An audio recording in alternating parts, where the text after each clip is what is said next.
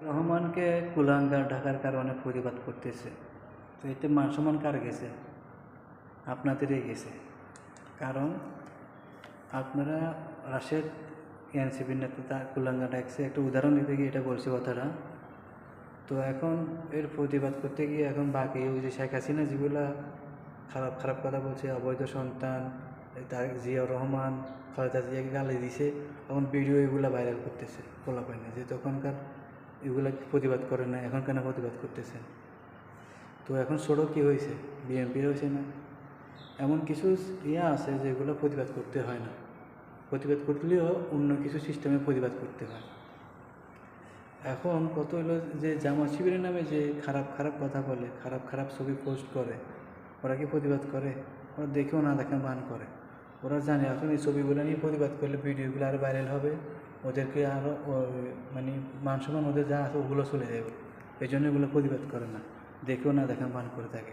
BNP আমি বুদ্ধিশুদ্ধি কম, এগুলা রাজমিস্ত্রি কাম করছে। এখন আইসাও রাশেদের নামে কোন এনসিপির নেতা তার বাড়ি ঘরে যে হামলা করতেছে, তার ইট মিট যা আছে সব তুলি ফেলা গেছে। কাম করছে সারা জীবন রাজমিস্ত্রি কাম করছে। হ্যাঁ, আওয়ামী লীগ সরকারে যখন শেখ হাসিনা যখন কুলাঙ্গা ডাকছে, তারপরে অবৈধ সন্তান কইছে, জিয়াউর রহমানকে ডাকছে, খালেদা জিয়াকে ডাকছে, তারেক জিয়াকে বলছে।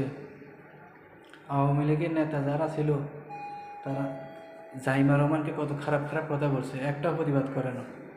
আর এখন একটু বলার কারণে তোমাদের রক্ত এত গরম হয়েছে, মানে কি বলবো, কি মারামারি, কি ও বাড়িঘর সব ভেঙে ফেলে দিয়েছে, বাড়িঘরের ইট মিটটা আছে সব তুলে ফেলতেছে। বদনাম কার হচ্ছে? তোমাদেরই হচ্ছে। একটু বুদ্ধি খারাপ কাজ করিয়ে, ঠিক আছে? ওরা প্রতিবাদ করতেছে, প্রতিবাদ করার অধিকার আছে। বলছে যে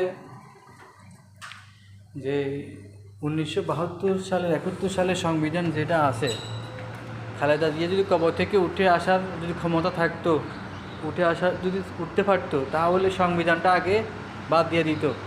এটা তো সত্যি কথাই বলছে। খালেদা জিয়া কি চাই নাকি সব সংবিধান? খালেদা জিয়া নিজে বলছে সব সংবিধান থাকবে না, এটা বলছে। দ্বিতীয়ত পরে বলছে যে সে নিজের কুলাঙ্গার সন্তানকেও সে অস্বীকার করতো, যে তারেক রহমান, যে খালেদা জিয়া রাজনীতি না কইরা ইন্ডিয়ার রাজনীতি করতেছে এই জন্য এখন এটার প্রতিবাদ করছে।